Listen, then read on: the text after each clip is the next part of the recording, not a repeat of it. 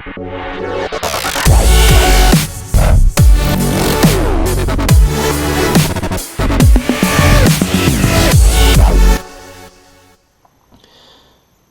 guys, it's Dan from Carbon Winches here. Today we're going to show you how to do an eye splice in your winch rope. So a couple of reasons that you might need to know this is, firstly, the most obvious one is if you've broken your winch rope in a recovery, you can use this method to create an eye to reattach your hook.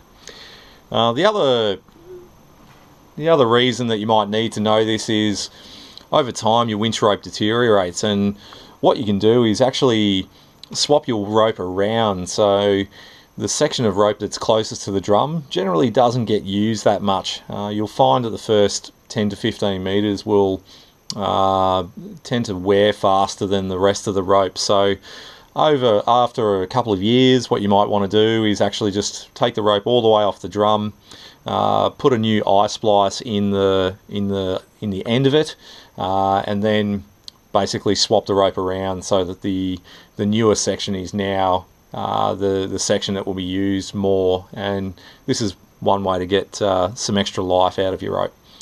Okay, so what we'll do is just explain the basic tools that we need. So the items that you'll need to use for the splice today are as follows.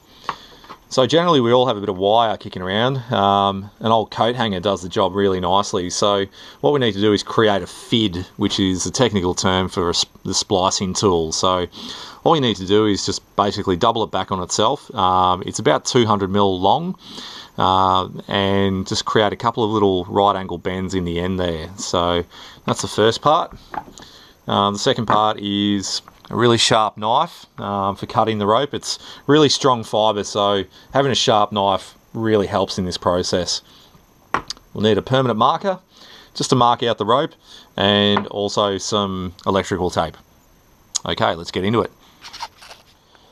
So the first thing we're going to do is make sure that the end of the rope is cut off square. So generally, if a rope breaks, you'll find it's all frayed and fuzzy. So we just want to get to a point where the rope is back in its sort of regular, uniform construction, and just cut it off square so we've got a starting point. So the first thing we're going to do is get our fid, and we're going to measure out 3 fid lengths and mark them with our permanent marker. So we've got one here, so mark that. Stretch that out again, mark that, and then one more time, so mark that there.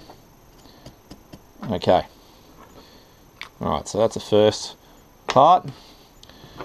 Now what we're going to do is we need to create a taper in the end of the section. So these 1, 2, 3, these 3 sections of rope are actually going to end up inside the other section of rope. So what we need to do is taper this end here, so it just creates a nice uniform sort of part inside the rope. I'm not sure how to explain it, but basically we need to taper this so it doesn't create like a really abrupt change in the rope shape at this point, because that'll create a weak point. So the way that we taper it is as follows. So from the first fid marking point, we want to count basically 2 strands. So we mark them. You can see here 1, 2. Then we want to skip 2. We go 1, 2. Then we want to mark 2, and then skip 2, and then mark the other 2. So what this does, this is a 12 strand braid, okay? So when you mark the rope like this, we're actually marking the individual strands within the braid. So what we're going to do now is actually we'll pull these out of the rope, and we'll actually cut them out of this section of the rope. So just really carefully, you don't want to you just want to try not to damage the rope too much. You just want to pull out the one section there at a time. Right, so we pull it out a little bit, you can see that where the rope's been sitting, there's a, it's a little bit hard to see, but there's a bit of a sort of like a compressed spot there. So that's generally the spot that we want to cut at, and we want to cut it in the direction of the end of the rope. So let's get in there, and again, a really sharp knife helps here. Right, so we just cut that, then we can get this end here. Well, haven't quite finished, haven't quite cut it off. There we go. So then all we do is we just get that and we just slide that out, okay, and put that aside. I'll just neaten that up, and we do the same for the other 5 strands. So we just pull them out,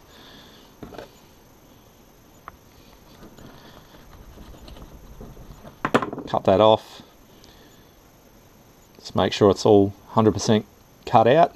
There we go. Then we do the next 2. So you can usually just get your finger in under there, it's not too hard to separate it.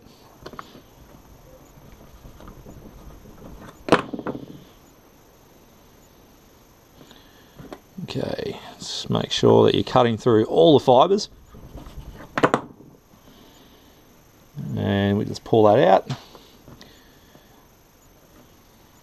Do the same for this one.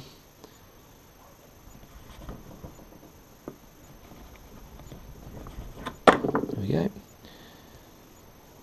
Always that one little fibre there, just nick that off. Okay, here we go, last one. Oops, second last one.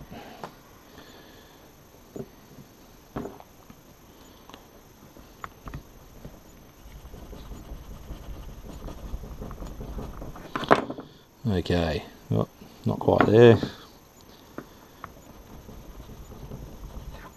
Rightio. Okay, so we just pull that out. So then we just, as you can see, we've basically reduced the rope by half. So there's only half the amount of strands in that section now. So once we've done that, what we need to do is just separate the 6 strands at the end here, and then we're just going to basically cut them on an angle, so it just creates a further taper. So you can just spread them out on the bench there. You can leave the last one there, but we want to cut the others on a fairly sharp sort of angle. So let's get in there with a knife.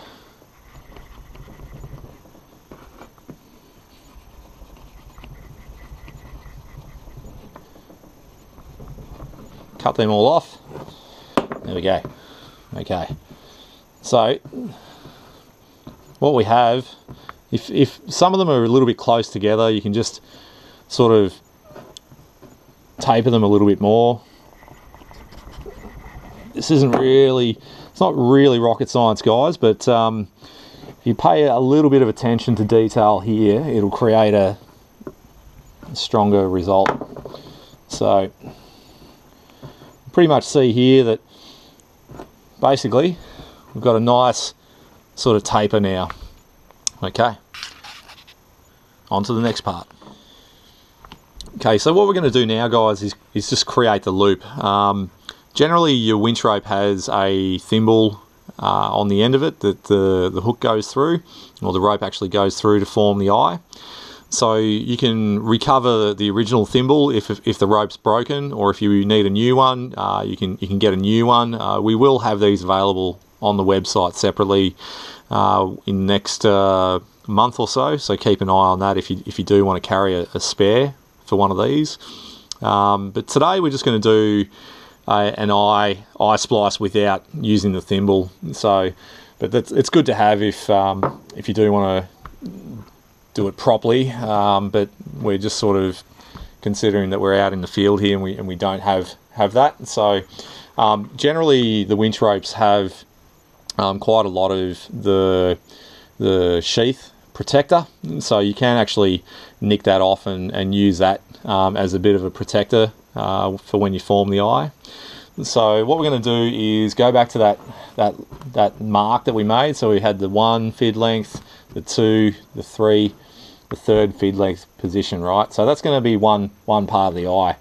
So what we're going to do is create an eye like that, and then we're going to mark it. So I've already marked this with the texter. So we can slide the rope protector up into position. Okay, where are we? There we go. Then we create the eye. All right. So that's pretty much what we're going to end up with as the end result. So the first thing that we need to do is we need to create a lock-in stitch. So this section of the rope is the main section of the rope. This is the long section of the rope. So what we need to do is actually get this whole section of the rope through the center of this part here.